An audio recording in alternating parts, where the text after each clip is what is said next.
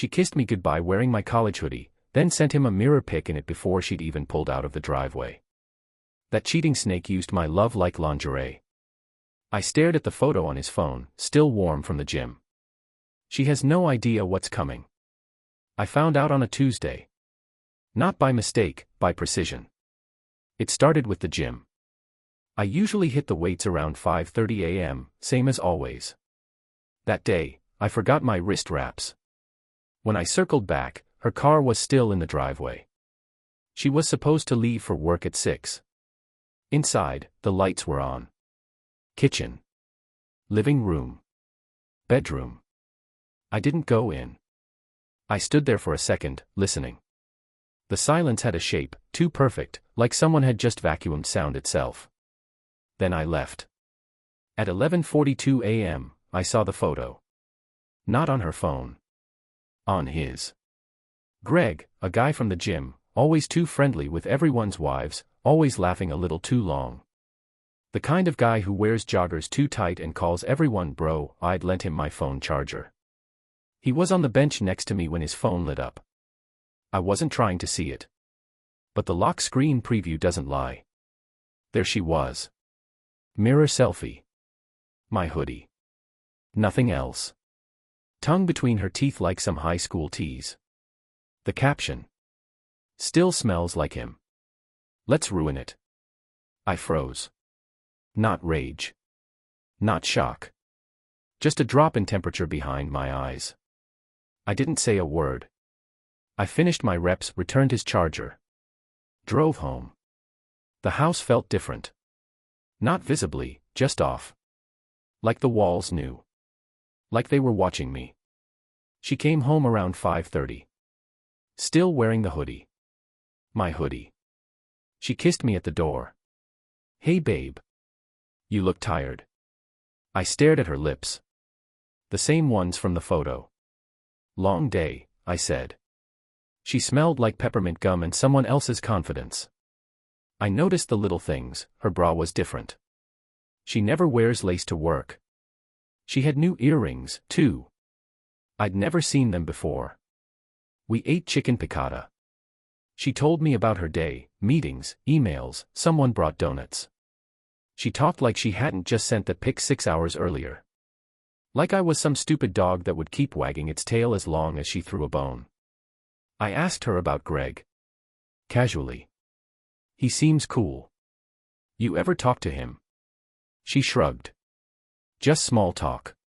He's harmless. Harmless. I watched her scrape sauce off her plate with the bread I'd baked that morning. She smiled at me like she hadn't just served my dignity to someone else. Later that night, she fell asleep fast. Face in the pillow, one leg out of the sheets like she always did. I sat at the edge of the bed, phone in hand. I didn't check hers. Not yet. That would be too easy. Instead, I checked mine. I scrolled through old photos, her in that hoodie, laughing on the pier. Her in that hoodie at the hospital when my dad died. Her in that hoodie at the cabin we built together. She used my memories as lingerie. I set the phone down. Sat still. Listened to her breathe. Thought about how deep betrayal goes when it wears your name, your scent, your past. I knew then, this wouldn't be a fight. This would be a performance. And she was already wearing her costume. The next morning, she made coffee. French press, 3 scoops, no timer, just how I like it. Like nothing had changed. Like she hadn't fed pieces of me to another man the day before. She wore my flannel this time. No hoodie. Smart move, rotating the costume. She hummed while she stirred in the cream. You okay? She asked. Didn't sleep much, I replied. She nodded like that made sense. Like she expected it. I studied her hands as she passed me the mug. No tremor. No guilt. Just a little faster with the sugar scoop than usual. It's funny how liars never notice the choreography change. I let the coffee go cold. At work, I pulled up our shared calendar. I checked every entry she'd made for the last 3 months. Dentist. Book club. Yoga catch-up. Catch-up? She hasn't done yoga since February. At 3:17 p.m., I called the studio. Asked if she'd been in lately. Who? Exactly. That evening, she brought home Thai food. Green curry, extra spicy, just how I used to like it before the ulcer. You okay eating this? She asked, all concerned. I nodded. We'll see. She poured wine. Chilled rose. Kissed my neck. To us, she said, lifting her glass. Her eyes were too wide. Too bright. Like a magician mid-trick. To us, I said back, and watched her sip. That night, she sat cross-legged on the couch scrolling TikTok while I rubbed her feet. She laughed at a video and showed it to me. Some guy pretending to be a clueless husband. I smiled. Accurate. She paused. Just for a second. What do you mean? Just saying. I can relate. She leaned back, narrowed her eyes playfully. You're not clueless. I met her stare. Let it hang. Aren't I? Her smile twitched. She looked away. Don't be weird. The next morning, her phone buzzed while she was in the shower. I didn't touch it. Just looked. One notification. Greg. No emoji. Just a message preview. You still wearing it? She came out wrapped in a towel. Hair dripping. I scanning the room a little too carefully. I pointed to the phone. Buzzed. Thought it might be work. She nodded. Picked it up. Tapped fast. Screen down. Then she kissed me. Slow, lingering. Sorry if I've been off lately, she whispered. Just a lot on my mind. Her towel slipped a little. Always at the right moment. I kissed her back. Let her think it worked. Let her lean into me like nothing was wrong. Because that's how you build an ending, brick by brick, kiss by kiss. That night, she wore the hoodie again. Not for me. She thought I didn't notice. But I saw the corner of it sticking out from her gym bag. Folded neatly beneath her running shoes, the ones she never actually runs in. When she left, she kissed me once on the cheek. Love you. I know, I said. Then I watched from the upstairs window as she backed out. Turned left. Wrong direction for work. Wrong direction for everything. She came home humming. Same tune as yesterday. A pop song from 3 summers ago, the one we danced to on the cabin porch with mosquito bites on our ankles and beer in our veins. Back then, it meant something. Now it felt like a mockery. She dropped her bag by the door, not on the hook, never on the hook anymore. Little things. Echoes. You're home early, I said. She kicked off her shoes. Meeting cancelled. No explanation. No apology. Just that slippery smile she wore when she wanted to be trusted without offering anything to trust. I stood in the kitchen doorway, arms crossed. You could have called. She tilted her head. It's not a big deal. That line, not a big deal, echoed louder than her hum. Later that evening, she scrolled Instagram on the couch. I watched her thumb flick up, pause, flick again. Her face was a mask of idle amusement. I asked, what's funny? She showed me a meme about laundry. Women complaining their husbands never help. I laughed. Yeah. I've seen that one. You okay? She asked. Fine. Why? You've been. I don't know. Quiet. I nodded. Noticed you've been humming that old song a lot. She blinked. Really? Yeah. Haven't heard it since the cabin. A beat. Then she smiled. I guess it stuck in my head. No mention of the cabin. No nostalgia. Just deflection. Always the same sleight of hand, mention something real, get handed something hollow. That night, she got in the shower. I opened her laptop. Not her phone. Not yet. That's where she'd expect me to look. The laptop was safer, in her mind. Sloppy. I checked the browser history. Not recent. She'd been clearing it. But she missed one tab left open in a minimized window. Gmail. The account wasn't hers. Burner. Different profile photo. Same face. Different mask. I clicked into Sent. Top message, don't reply here. Just drive like last time. No name. But I didn't need one. The pattern was enough. Below it, photos. None explicit. But damning. My hoodie. My car. My porch. She used the background of our life like a green screen for his fantasies. I closed the laptop before the water stopped. When she walked out, towel wrapped, I kissed her forehead. Movie night? I asked. She grinned. You're in a weird mood. Am I? We watched Gone Girl. Her pick. Halfway through, she laughed. This movie's messed up. I didn't laugh. I watched her watch it. And I realized something, she wasn't afraid of the lies. She was addicted to the symmetry. 2 lives. 2 costumes. 1 stage. Around midnight, she rolled over in bed and whispered, "I'm lucky to have you." I stared at the ceiling. "You are," I said. She fell asleep fast. And I lay there, scripting the next act, not in anger, but in architecture. The foundation was already cracked. Time to plant the charges. 3 days later, she left for a girls' brunch. I watched her pack the overnight bag. 1 pair of jeans. 2 dresses. No gym clothes. No book, no tampons, no phone charger. But she brought perfume she hadn't worn in a year, the one I bought her for our anniversary.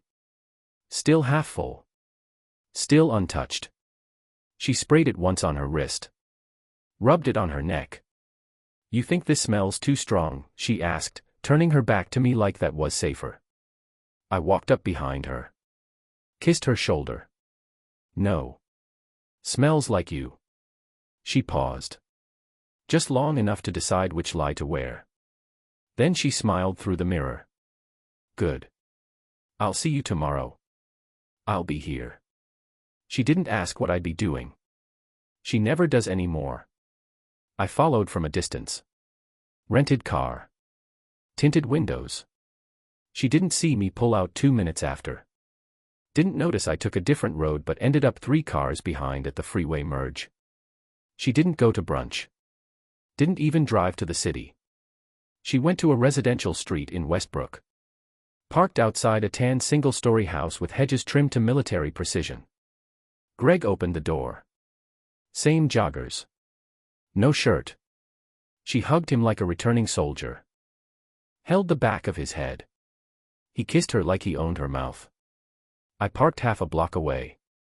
Watched through binoculars. I didn't flinch. Didn't scream.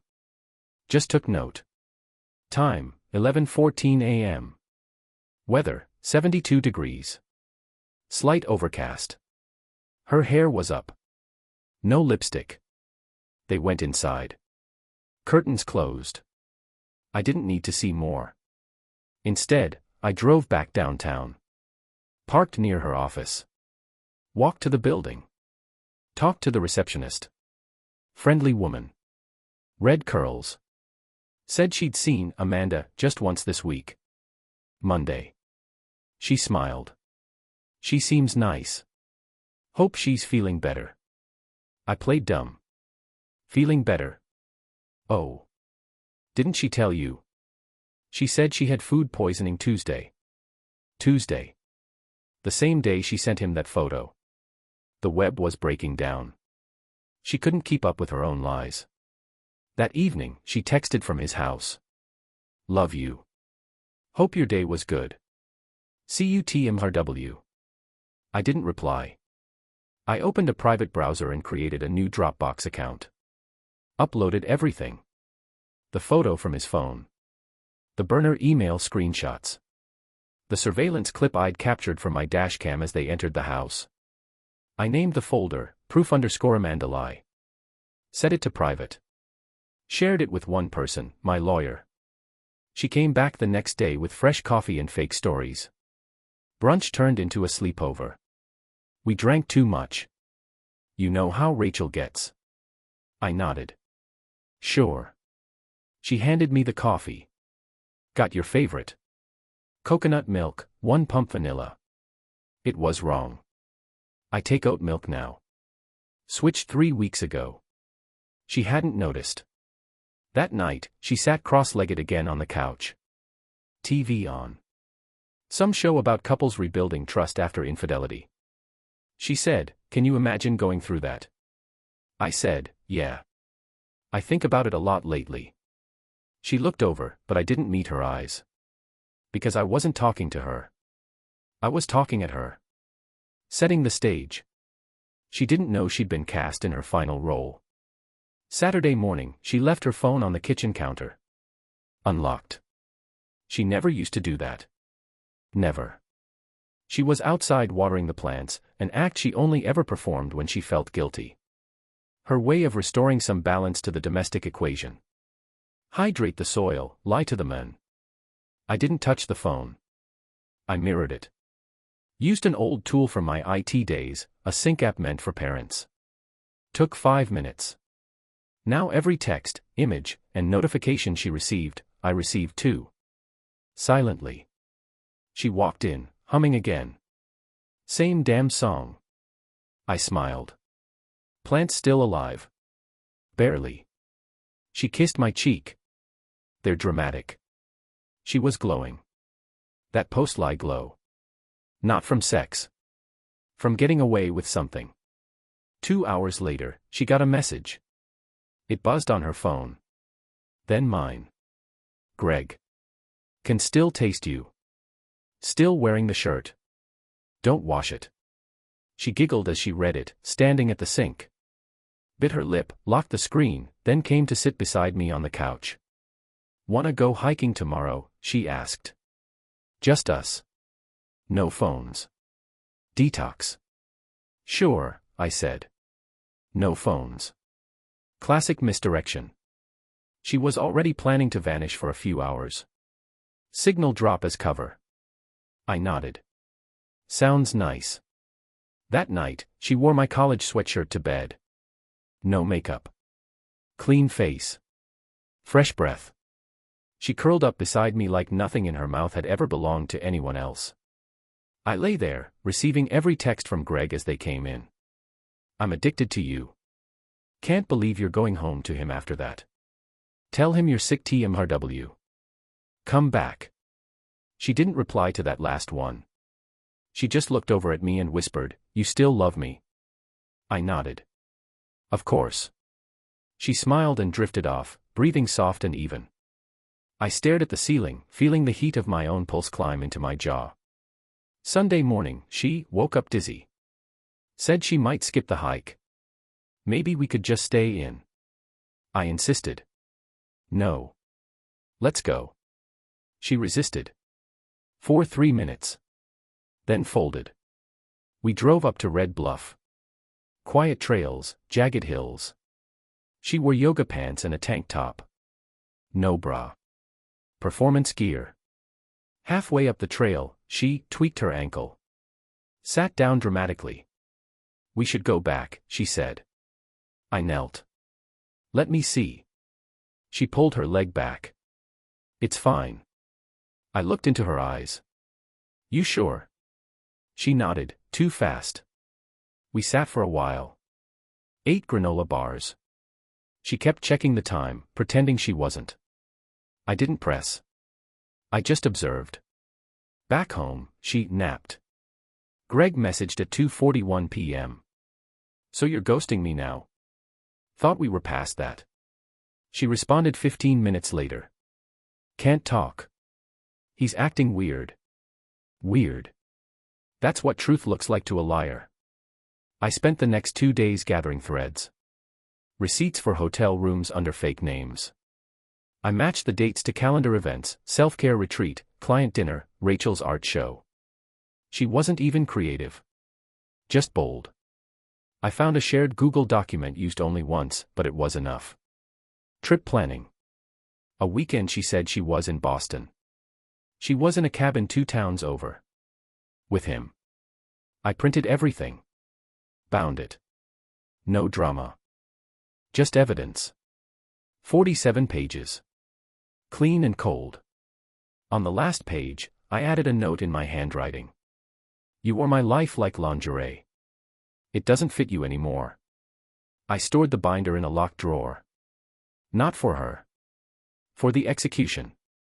The stage was built. The lights were set.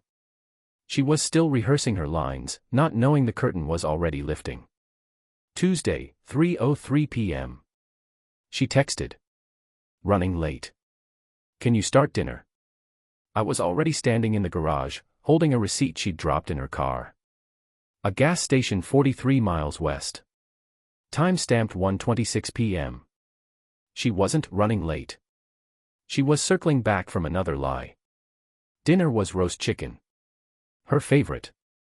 I basted it slow, watched the juices simmer while her texts came in 2-minute intervals. First sweet, then frantic. By 4:20, she called. I let it ring.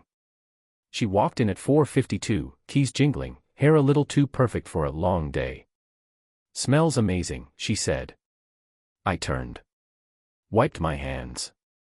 It's almost done. She paused. You didn't answer. I shrugged. Phone was charging. Another pause. She clocked the cold in my voice, but didn't challenge it. Not yet. After dinner, she poured wine. Hers, not mine. She watched me the way a poker player watches a twitch. You're quiet again, she said. Just thinking. She leaned on the counter. About what? Trust. The word hit like a dropped plate. She froze, smile stuck mid-curve. I looked at her. What do you think makes trust break? She swallowed. Lies, I guess. Big ones. I asked. Or small ones, over time. She laughed, but it cracked at the end. Are we okay? I walked to her. Brushed a strand of hair from her face. Of course. Why wouldn't we be? She blinked, searching my eyes for the trap. But I gave her nothing. That night, she sat in bed with her laptop. Said she was planning our anniversary trip.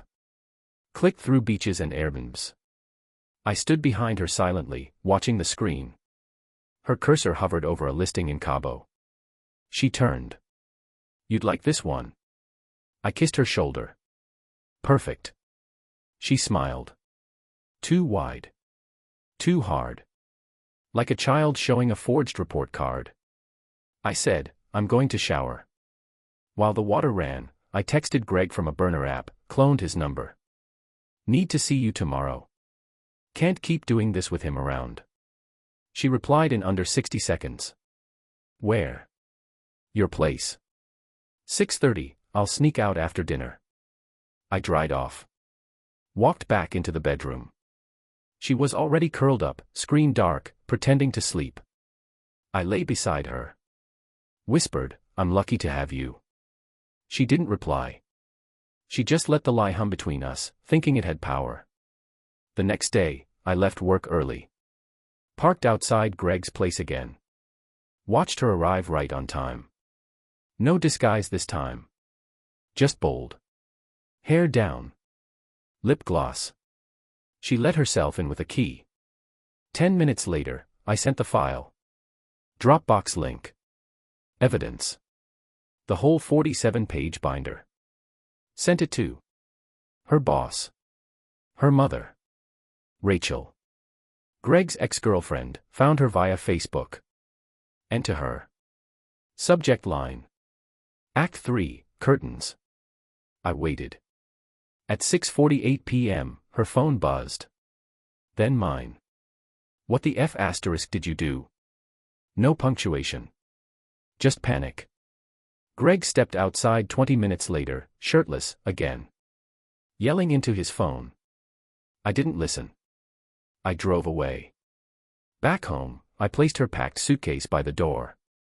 Everything she'd ever lied in, hoodie, flannel, lingerie she didn't wear for me. Left her a note. Exit stage left. Audience is waiting. I locked the door behind me. Then I called my lawyer. She got home to a locked door. Tried her key, nothing. I'd changed the locks at 7 p.m. sharp.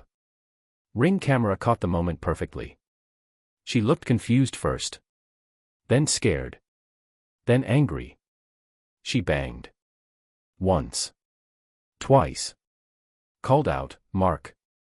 I watched her from the upstairs window. Silent. She looked down. Saw the suitcase.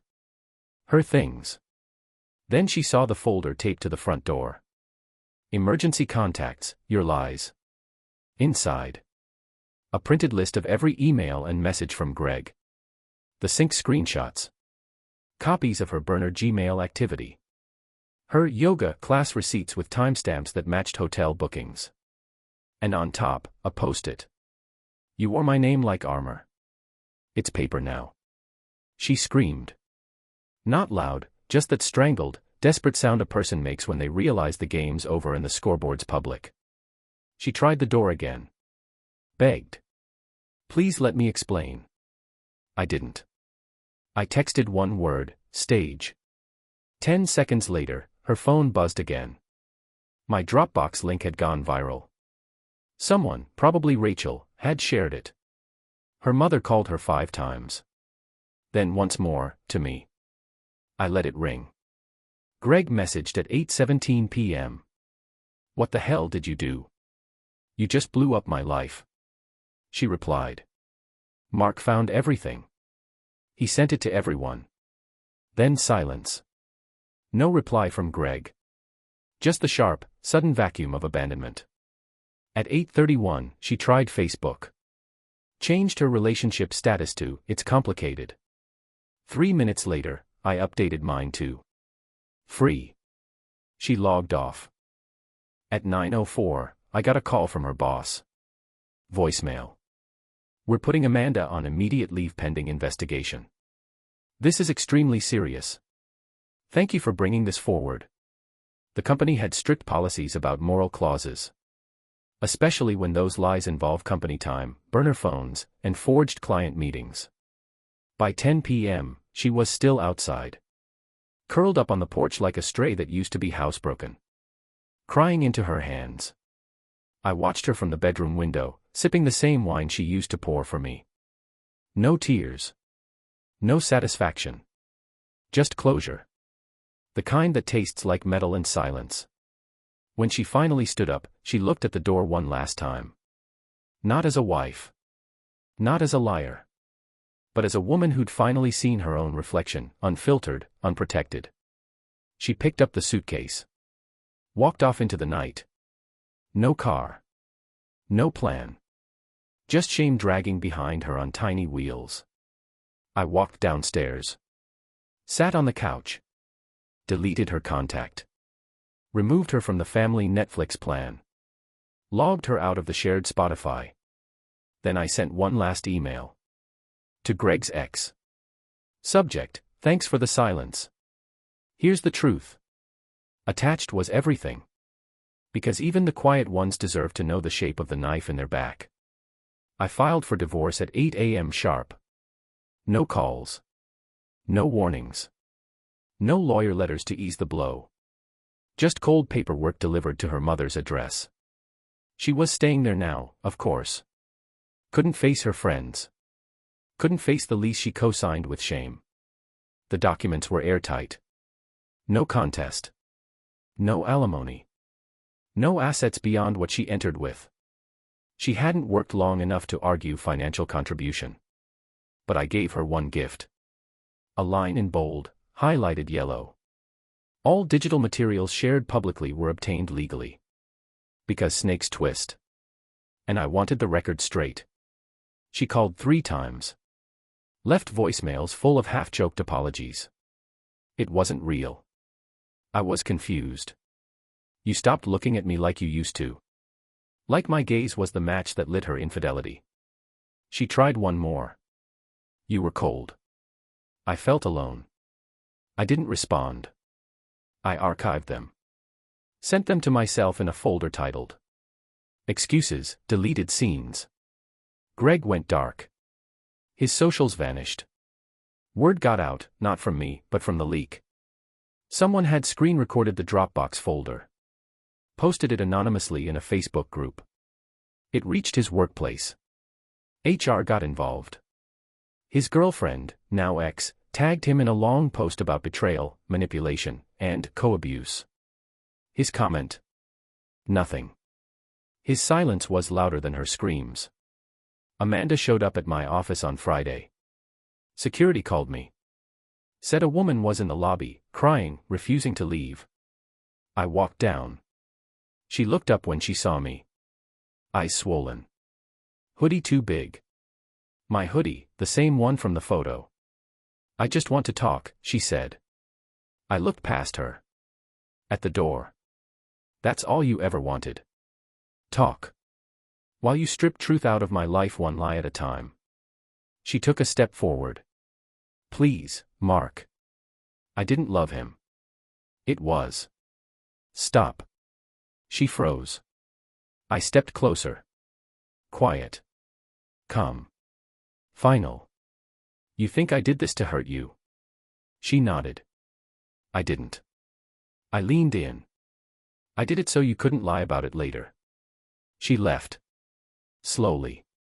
I watched her walk out the same glass doors she used to kiss me through when she surprised me with lunch. Same doors. Different woman. That night, I emptied the house of her echo. Old photos, donated. Sheets, replaced. Spotify playlist she made, deleted, then rebuilt without her. Kept the songs, removed the scent. The next morning, I woke up early. Opened every window. Let the light in. Let the air carry out whatever residue her betrayal left behind. Greg's ex messaged me 2 days later. Thank you. For not staying quiet. I didn't reply. Some justice doesn't need applause. A week later, Amanda sent one last email. Subject, closure. One line. Was there anything real for you? I hovered over the keyboard. Thought about our wedding. Our trip to the coast. The mug she bought me that said hers as a joke. I typed back. Yes. Until the mirror cracked. Then I blocked her. 2 months later, the divorce was final. No courtroom drama. No letters. Just a signature and silence. I watched the ink dry like a candle going out. She didn't fight it. Couldn't. I'd given her no soft ground to stand on. Only facts, unflinching and public. The day the paperwork cleared, I drove out to the cabin. Ours, once. Mine again. It hadn't changed. The lake still stilled itself in the mornings. The dock creaked in the same places. The porch held the ghost of that dance, her bare feet, my old flannel, the smell of grilled corn and cheap beer. I sat there until dusk. No tears. No playback reel. Just the weight of something finished. Back home, I found the last thing she'd left behind. A coffee mug. White ceramic. Wifey. Still tucked in the back of the top shelf. Probably thought I wouldn't notice. I held it for a long time. Then I walked it to the edge of the backyard and threw it into the stone fire pit. Lit a match. Watched it crack in the heat. Hairline splits first. Then rupture. Porcelain doesn't scream when it breaks. It whispers. I didn't date. Didn't move on. I rebuilt. New locks. New passwords. New routines. Morning runs replaced morning coffee. Silence replaced suspicion. And for the first time in a long time, I wasn't looking over my shoulder to see who I was losing. One afternoon, Rachel messaged me. Said Amanda had moved out of her mom's. Rumor was she lost her job. Greg ghosted her entirely. Guess karma's a bitch, she wrote. I didn't reply. Because karma didn't do this. I did. Stone by stone. Lie by lie. The last dream I had of her was quiet. She stood in the hallway, holding that same hoodie. She tried to put it on, but it wouldn't fit. Too small. Too tight. Like trying to crawl back into someone else's skin. She looked at me, helpless. And I turned. Walked out. Didn't speak. Didn't wake up sweating. Just peace. Some betrayals leave scars. Hers left a map. I followed it out of the ruins. Not to find someone new. Just to remember who I was before she rewrote me with her mouth full of someone else's name. And now? Now I don't flinch when I hear her song. I just change the station. And let it die on a frequency she'll never reach again.